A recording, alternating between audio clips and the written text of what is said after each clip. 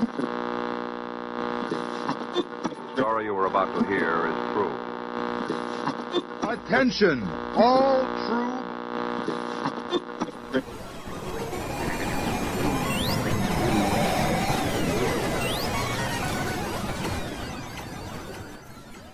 She's alive! Alive!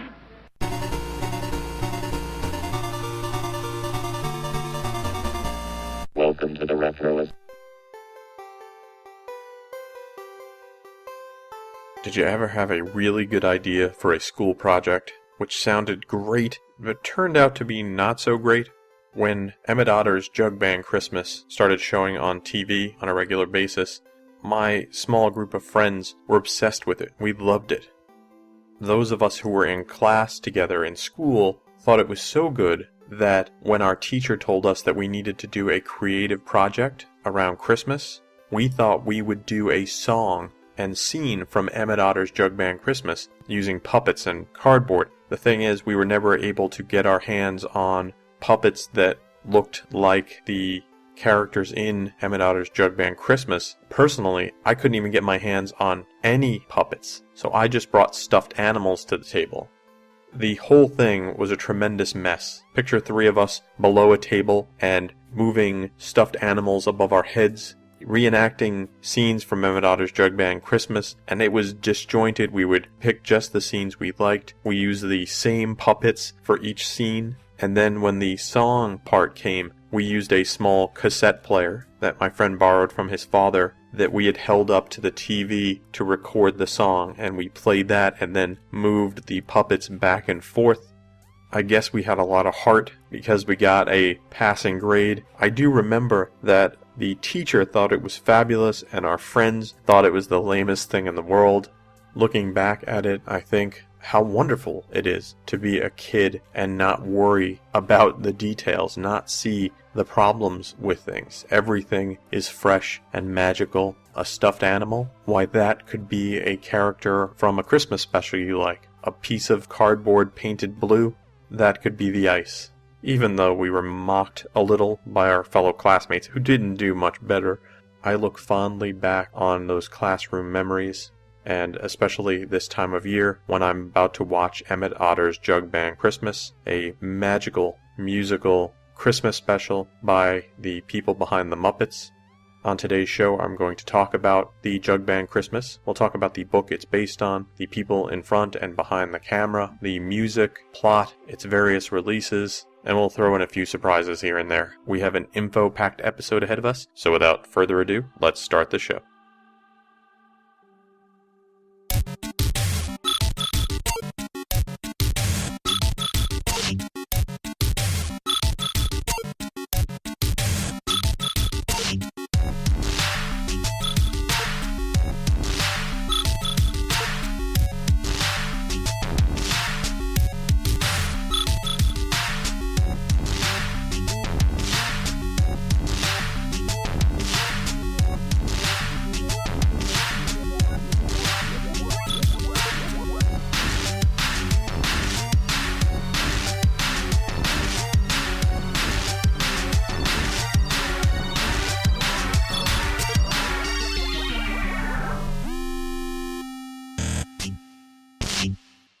Emmett Otter's Jug Band Christmas started out as a children's storybook by Russell Hoban and illustrated by his wife Lillian Hoban.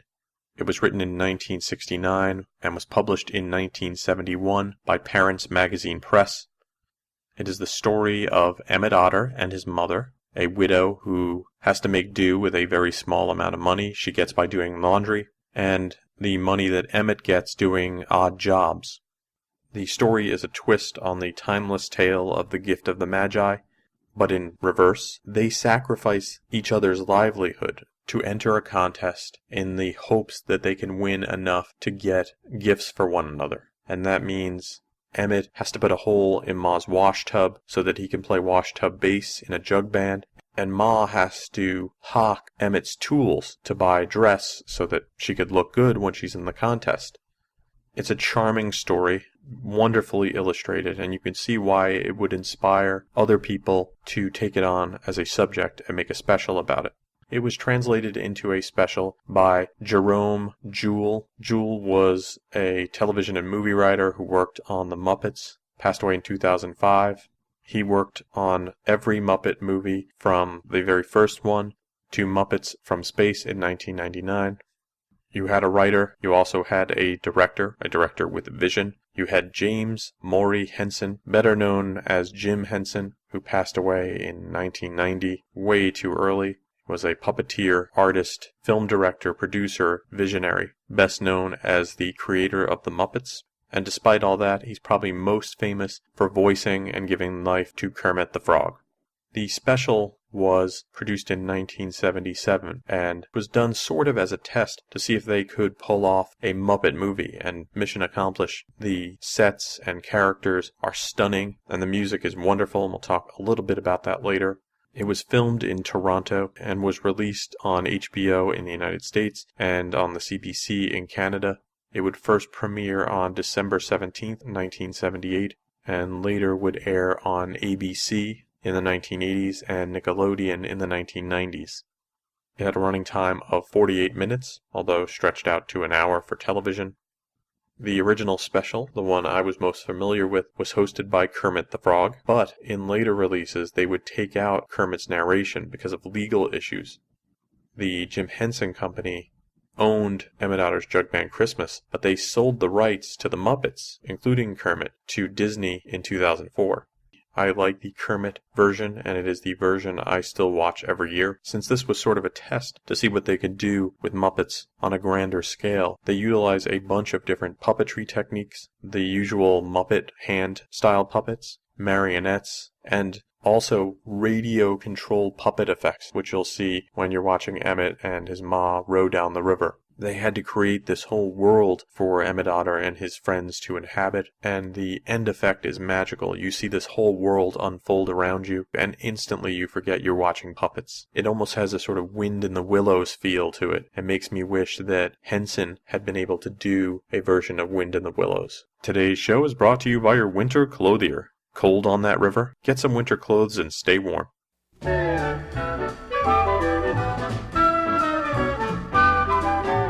Be a winter sport and dress the part, and you look smart for winter.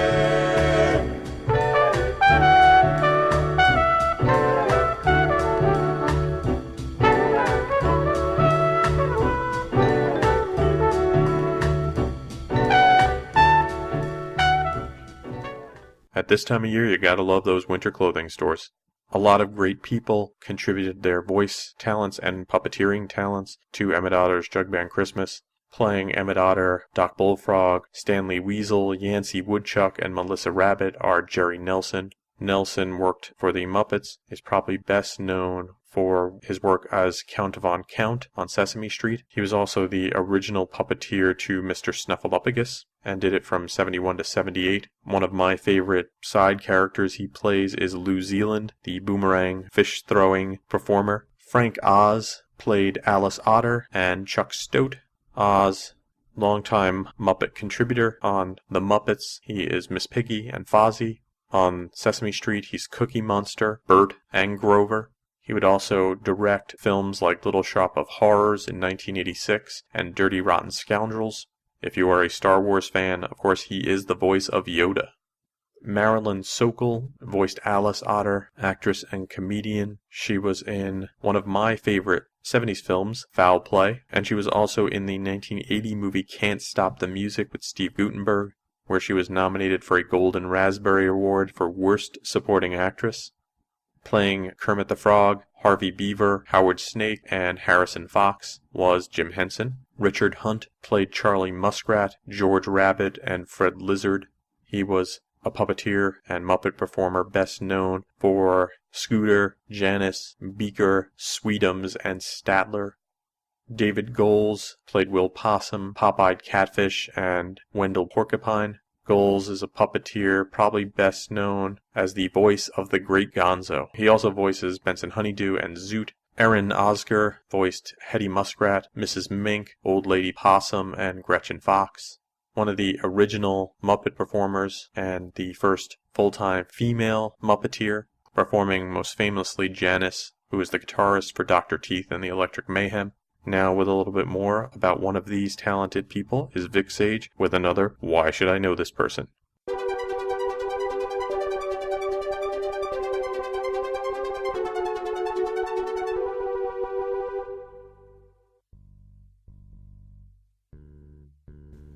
Hi friends, Vic Sage here with Why Should I Know This Person? And this time we were going to be taking a look at the writer of Emmett Otter's Jug Band Christmas, Jerry Jewell. Jerome Robin Jewell was born on June 27, 1938 in St. Paul, Minnesota. At the age of 11, he was putting on puppet shows at the St. Paul's Children's Library.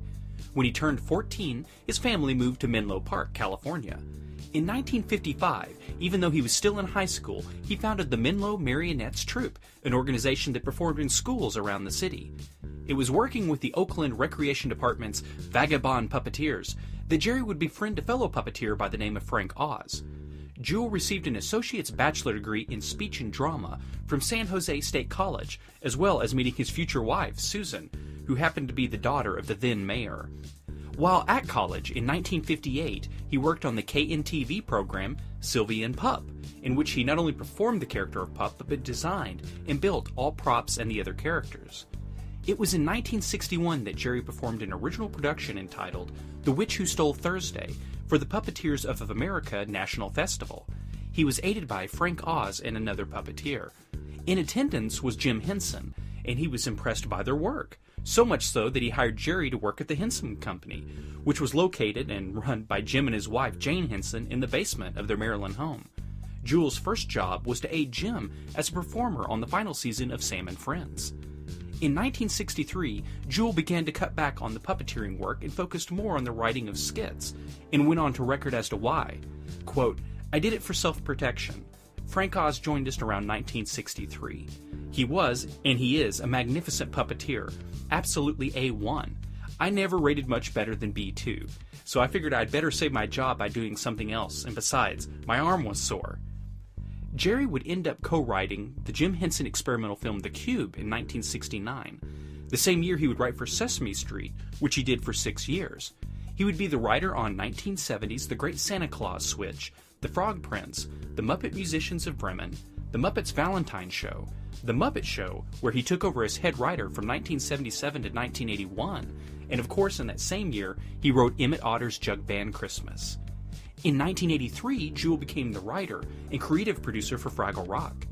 Jerry would go on to co-write The Muppet Movie, The Great Muppet Caper, The Jim Henson Hour, The Muppet Christmas Carol, where he was also co-producer, Muppet Treasure Island, and Muppets from Space. This has been Vic Sage with Why Should I Know This Person? And before signing off, I want to wish everyone a safe and happy holiday, and may you never get a hole in your wash tub.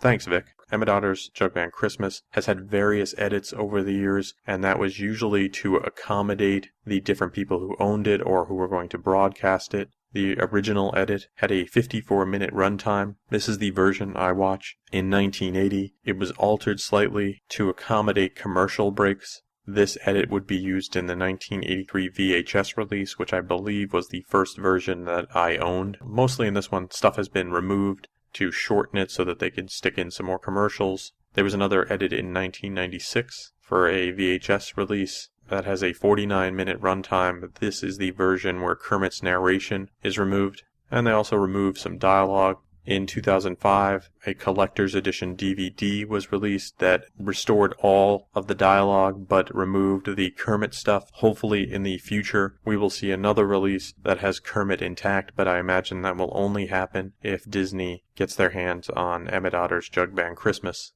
Not sure if that is going to happen anytime soon. The special was very well received at the time. There are a lot of reviews written, especially when it was broadcast in 1980, talking about how magical it is. It would go on to be nominated for 4 Emmy Awards in 1981.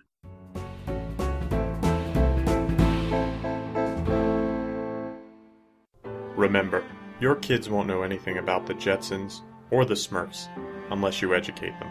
so have them listen to The Retroist every week at retroist.com. You'll be glad you did.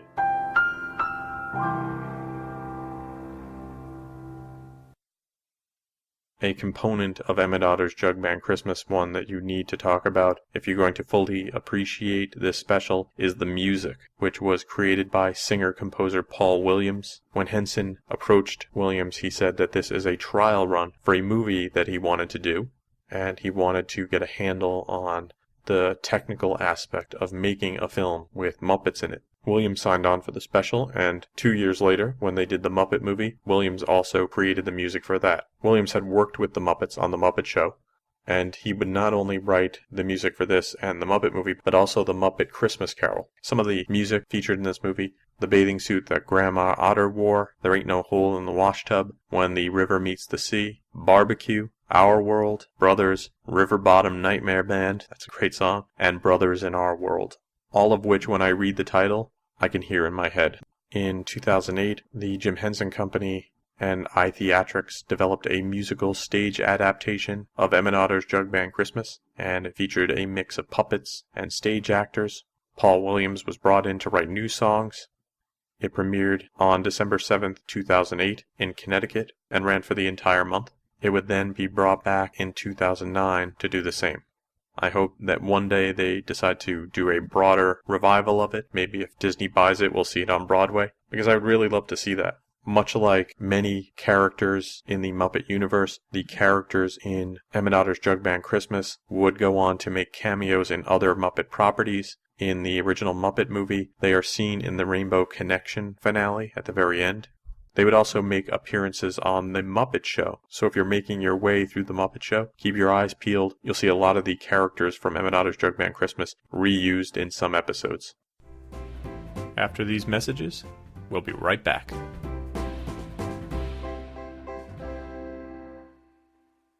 Hey, you guys got a second? My name is Rolf, and I'm a Muppet, see? You know the Muppets, they're that nutty bunch of puppets that keep turning up on TV these days.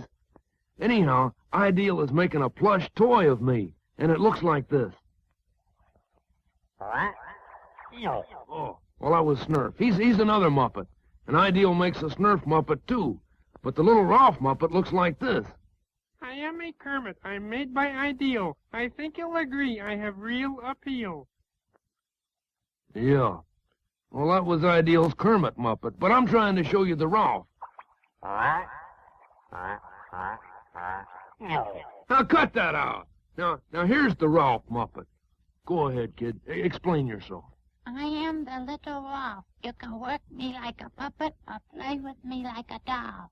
Thank you, Junior. You can go now.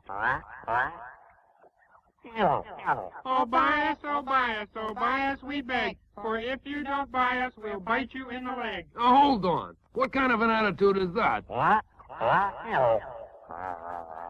So buy us At once. for a bundle of charms. And if you don't buy us, we'll break both your arms. Okay, that's enough.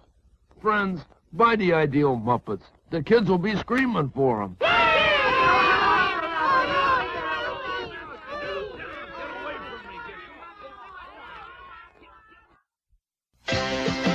They're coming. They're coming to your town. Wait till you tell the kids. The all-new Muppet Babies Live with special guest stars Miss Piggy and Kermit. Hello, everybody. Hi there. The Muppet Babies live on stage. Wait till you tell the kids. Wednesday through Sunday, San Jose Civic Auditorium. Good seats still available at Bass and Ticketmaster centers. And now, back to the show.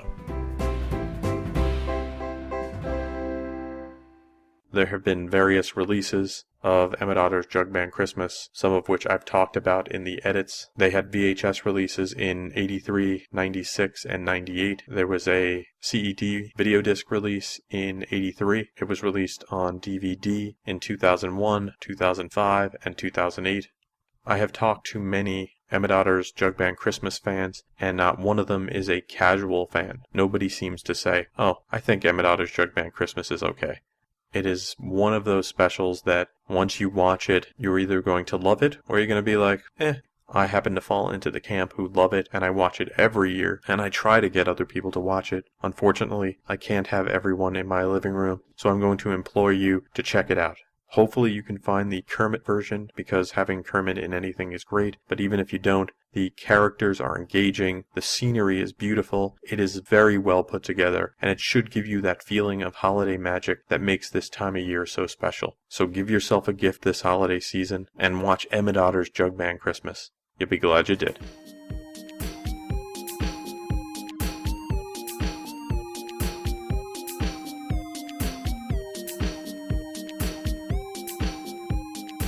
Thanks for listening to the show. For more retro fun, you can drop by the website at www.retroist.com. You can follow me on Facebook and Twitter. I'm at facebook.com/retroist.com and twitter.com/retroist. The music you hear on the show is by Peachy. If you have musical needs, you can email peachy@retroist.com. Thanks to Vic Sage for another great Why Should I Know This Person. If you have feedback for Vic, you can email him at vicsage@retroist.com. Thanks for listening to the show, and I hope you have a great weekend.